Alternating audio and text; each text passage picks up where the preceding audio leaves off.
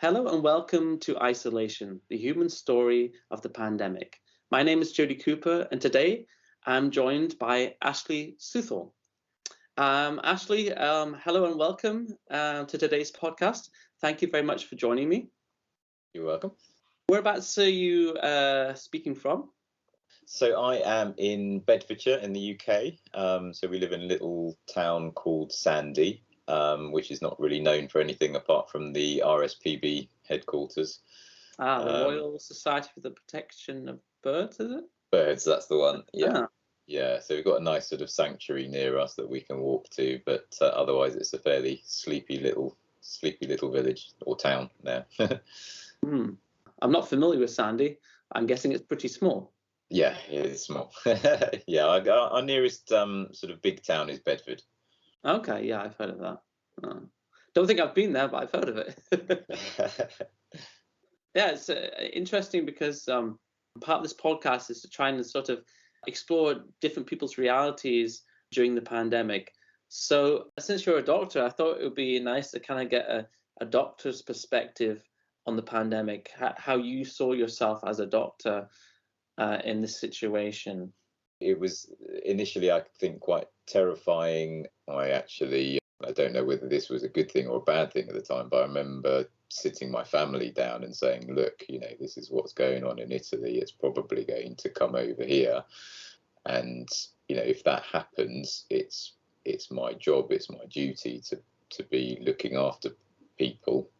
And, I don't know what's going to happen. I could be in danger. And I guess it was just about preparing the rest of my family for what could be. I was just thinking as you were talking there that it kind of reminds me of being a soldier on the front line. As a doctor, many people might forget that as doctors, you were on the front line, not just in the fight against corona, but in protecting so many people. And as a doctor, that put you right at the front line of danger, I suppose. I guess being on the front line was scary, but we had actually benefited from what Italy had gone through. So as a sort of NHS, we shut down in terms of doing remote consultations, if at all possible. Obviously, that wasn't possible for everyone. And I did, throughout the pandemic, I was seeing patients face to face. And that was a bit scary, having to put on a new set of protective gear every time a patient came in, and then you've got to take it off in the right way and dispose of it in the right way, and then make sure you're washing your hands, and then having to wipe down all the surfaces that the patient had touched. So it was quite labour intensive seeing people face to face. Yeah, and then I think afterwards it was, trying to deal with the uncertainty of people's questions. Did COVID cause this current problem that I've got? And most of the time it was a question of saying, well, yeah, it looks like COVID caused everything, basically. So from loss of taste and smell to severe tiredness to breathlessness to brain conditions, brain fog, all of those sort of things. And we now know through studying COVID more that, it actually caused all of these things. It was a pretty horrific disease. I think the statistics were that 2/3 of people who got COVID in the first wave actually had long COVID afterwards, so some sort of long-lasting problems. I was very lucky in that I didn't get COVID until, I don't know, it was like third wave or something like that. So maybe a year after we'd gone into lockdown, that's when I first got COVID. And I think that's partly because we'd been very, very careful. So I was very careful at work with, wiping down surfaces and protective gear and everything like that. When I used to come home at the front door, I would strip out of all of my clothes at the front door and bung them straight in the washing machine and either go and wash my hands or have a shower so that I wasn't, bringing COVID into the house. I know a lot of people who worked on the front line, like in hospital, they actually went to stay somewhere else. They didn't stay in their own homes. Luckily, I didn't have to do that. Making sure I tried to sort of separate work and home, that seemed to work. We were also very careful maybe paranoid in that we wiped down everything that came into the house. So when we went food shopping, when we got home, we would actually disinfect all the products that we had bought before putting them in the freezer and the fridge. Similarly, if post came through the door, we were wiping that down as well. And maybe that was overkill, but it kept me and the family safe for at least a year. And I know a lot of my patients, they told me that they'd not actually been out of the house, they'd not had anybody come in to visit them, and they'd still gone down with COVID. So I guess the only way that could have happened is through, food shopping deliveries coming to their house or post coming through the door. Yeah, it was a scary time. Things that used to be fun, I don't know if other people find it fun, but I find it fun going to the supermarket. But that became a bit like running the gauntlet. You had to sort of stay at least 1 meter away from other people, and a lot of people weren't abiding by the rules, and so you were having to go out of your way to try and avoid contact. Yeah, exactly. So yeah, what used to be a fun activity became something terrifying. Yeah, I think one thing I saw as a doctor was levels of stress went up immensely. As well as psychological problems, there are the physical problems related to stress that we saw a lot more, because just life had become stressful. I guess now we're seeing all of the results of that. So even now we're seeing a lot more children, adolescents with mental health problems related to the pandemic. Kids that are not used to socializing or talking, and delayed speech, and all sorts of things. I think things are improving slowly now, but it's going to take a while before all of those things have settled down again, I guess. Yeah. So was there any sort of positive aspects for you that came out of the pandemic, either during or afterwards? Yeah, I think initially it was good in that as a family we were trying to be more healthy. So we did manage to get out and do more exercise outside and those sort of things. And I think that's something that we've at least tried to carry on. So going for more, long walks out in nature and things like that, which we hadn't done so much before the pandemic, to be fair. We discovered new walking routes and things around us that we didn't know existed. So yeah, that was good. I guess in terms of technology for my job, so healthcare technology has improved. So we have better, video calling software and, those sort of things, messaging software, so we can send patients information more easily than having to see them face to face. So that I think has been an improvement. I think one of the questions you asked was whether I'd learnt any new hobbies or new skills during the pandemic. And actually my other job, so I'm not a GP full time anymore, so I do general practice a couple of days per week. The other 3 days per week I now do computer animation. So initially my boss had employed me to be a photographer, and that was the January before lockdown hit, is when I started at the new company. And then when lockdown hit, nobody was doing photography anymore. So people, weren't looking for sort of studio photo shoots and things like that. And so actually I sort of did podcast editing as a sort of new skill, video editing, and then got into computer animation, did a couple of sort of training courses, and watched a lot of YouTube videos. And so now I do 2D and 3D animation for the company, and not really any photography anymore. So yeah, that was a new skill, and something that I enjoy. So I guess that was a positive to come out of the pandemic. Any of these sort of animations, things that we might have seen somewhere? It depends. So a lot of the animations that I've done were sort of simple things for a chap called Jason Vale. He's otherwise known as the Juice Master. So he is a juicing and health, I want to say guru. He doesn't think of himself as a guru, but just as somebody who I guess has promoted healthy living through juicing, mainly because he himself doesn't like eating fruit and veg necessarily, but his sort of motto is, if you can't eat it, juice it.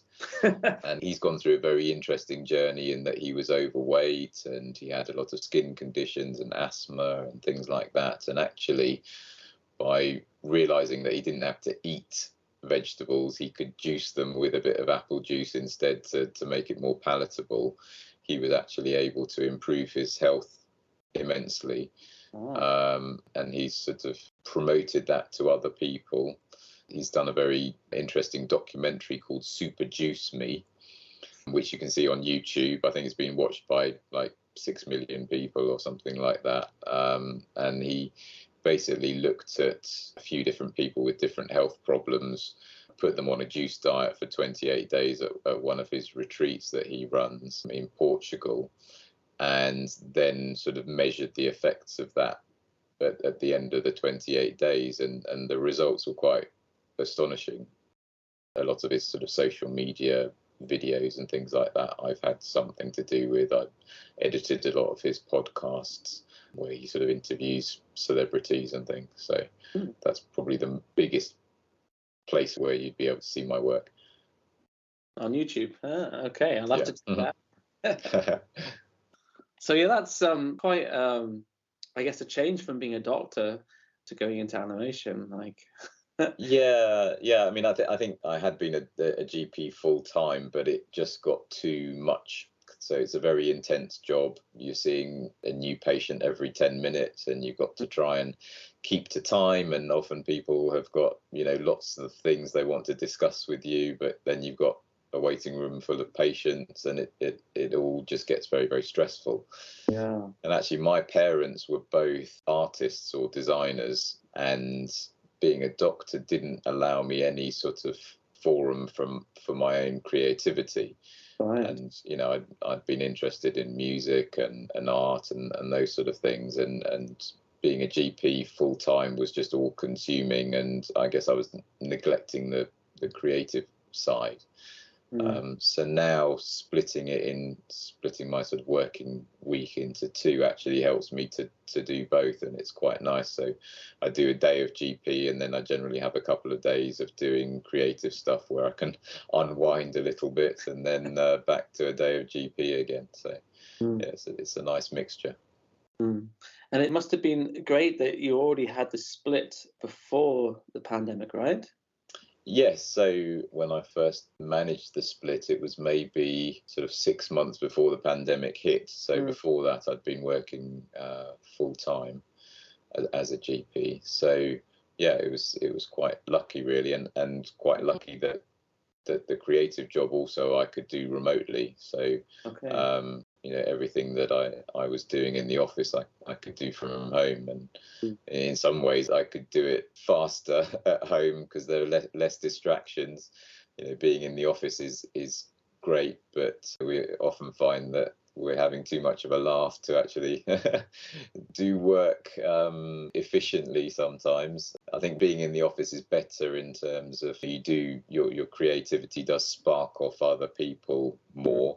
So, you come out with an idea and somebody says, what about this? What about that? And then you come up with a really good idea. So that doesn't happen so much when you're working from home. But if you've got a deadline to hit, working from home sometimes is faster. Yeah. So I know some people struggled working from home just because of the distractions of being at home. It's obviously different from the distractions of the office. Yeah, I think one of my superpowers, I guess, is that I am able to sort of super focus on something, especially if I'm interested in it. And, with the creative stuff, I love doing it. And so it keeps my focus. So once I get it into my head that I need to work out how to do this particular, bit of animation, I will keep going at it, no matter what, sometimes to the detriment of drinking fluids and eating food and being with my family, so I luckily never had that problem. I think with the GP stuff, sometimes it was quite difficult to keep focused the whole day if I was working from home. But then you have to, because the next patient is waiting. If you don't do it, then it's got to get done basically. So I didn't have a choice. So yeah, really that problem never affected me. Okay. Now, people who are listening to this obviously won't see the video portion of this conversation, but we're actually in a video call right now, and I can see behind Ashley has a wall full of guitars. Do you want to maybe a little bit about your music passion, obviously? Sure. So I've always been interested in music, I guess, but I think that it all started when I found my dad had an old classical guitar that I never knew he had, and it was in the cupboard underneath the stairs, and it had one string on it, and I found it and I pulled it out and I started sort of playing with it. And I thought I'd discovered the blues scale myself. I thought this was an amazing discovery. And obviously my dad had heard me with this one string guitar, and he ended up buying me a guitar for my birthday. And then I think the birthday after that, I bought an electric guitar, and I guess things sort of skyrocketed from there. So when I was meant to be revising for my GCSEs, I was playing guitar about 6 hours a day. It's probably that super focus thing that I was talking about, something that I'm interested in. I just sort of go all in. And then I played in a couple of bands with some of my Baha'i friends. So we did music together, and I think that's one of the most joyful things I've ever done is being in a band. Then I was in a band at university, sort of playing covers as well. So that was really good fun. And then got to the stage where I was at university, and I was in a band with a few friends that we were actually doing quite well. We'd got some good songs together, and people seemed to like the music. We'd even, I think it was Coldplay's manager at the time, had heard some of our stuff, and he wanted to hear more. And so we were sort of thinking, okay, well, do we go for the music as a full-time thing, or do we go for a proper job, so to speak? And all of us, apart from one person in the group, decided that perhaps in terms of income and those sort of things, we would go with the jobs that we'd been studying for at university. So we chickened out of doing the music full time, and so I went into medicine, and then I was working all the hours that God sends, and music took a back seat, really. It's always been there. I noodle in this room occasionally, but it's very much second fiddle to everything else in my life now. Or second guitar, should that be? Well, yeah, second guitar. Because he's got one guitar on the wall. Yes. I think that's something that maybe came out of lockdown, is people realise actually without art, most people would have nothing to do at home. So TV and music were people's saviours during lockdown. I noticed behind you have it looks like a Fender Telecaster with someone's put a signature on that. So talk about that? Yeah, so that is a guitar actually I bought for my daughter. So it is a parts caster. I think I saw it on Facebook Marketplace, and it was going for 60 quid. And I thought, well, I'll go and have a look at it. I've never seen a parts caster before. This young guy had built it with his dad, one of these kits that you can get, and it's all wired up wrongly, so the pickups are in the wrong position for the switch.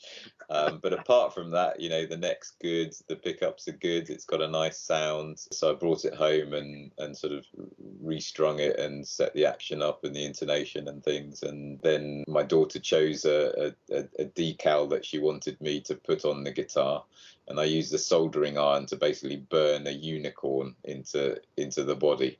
So that's what that is. I see. Because from here it looks like a signature. Yeah, no, so actually it's a prancing unicorn. So the unicorn sort of. Oh, right. Yeah. Now I can see that. Yeah. Yeah. Cool. So, do you get much time for music these days? I mean, did you Like during the lockdowns and the pandemic, did you do much music at all? Yeah, so I definitely did more than I had before. Actually, at one point, I was asked to do like a mini gig on Zoom. So, I practiced hard for that, and that was good, I think, for me. If I had the choice and money was no object, then I probably would do music full time, I think. Well, there's always retirement. Yes. Yeah, that was always my plan. So I sort of set myself up to retire when I was 55. Hmm. But I guess what I've done is I've half retired a lot earlier than that from medicine anyway. So not quite the same plan, but almost there. So, would you say there's anything that has particularly changed for you since the pandemic, after the pandemic, in your life? I guess as a family, it's maybe brought us closer together because you stop taking things for granted.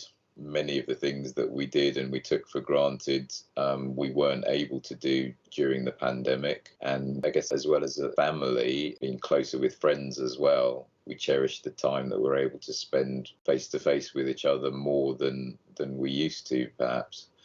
Did you have any epiphanies during the pandemic? I guess it's trying to live each day as if it were your last.